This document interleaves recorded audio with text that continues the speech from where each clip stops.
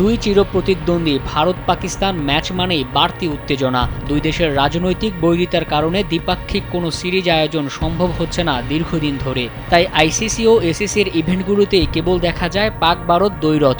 দুই দেশের সমর্থকরাও মুখিয়ে থাকে বড় মঞ্চে তাদের লড়াই দেখার জন্য। সেপ্টেম্বরে শুরু হতে যাওয়া মরুর বুকে এশিয়া কাপে একই গ্রুপে থাকার ফলে এই ম্যাচ নিয়ে এখনই শুরু হয়ে গেছে ভারত পাকিস্তানের উষ্ণ কথার লড়াই।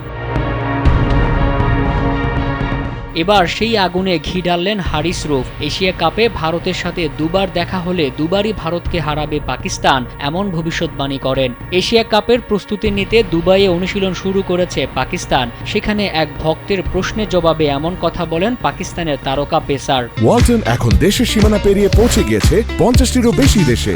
ওয়ালটন, ঘরে ঘরে বিশ্বজুড়ে। আর এতেই যেন বিতর্ক আরও উস্কে দিলেন হারিস রৌফ। হারিসের এমন মন্তব্যের ভিডিও ভাইরাল হওয়ার পর ভারতীয় সমর্থকরাও খোঁচা দিতে ভুলেননি। পাকিস্তান শুধু মুখেই পারে, ম্যাচে আর ভালো করতে না পেরে অজুহাত খোঁজে। এবারের এশিয়া কাপেও একই ঘটনা ঘটবে দাবি করেন ভারতীয় সমর্থকরা।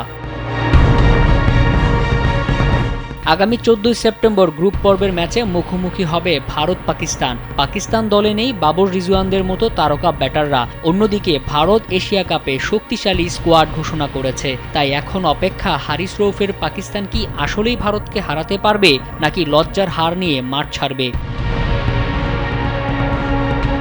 মোহাম্মদ মাসুম, কালবেলা।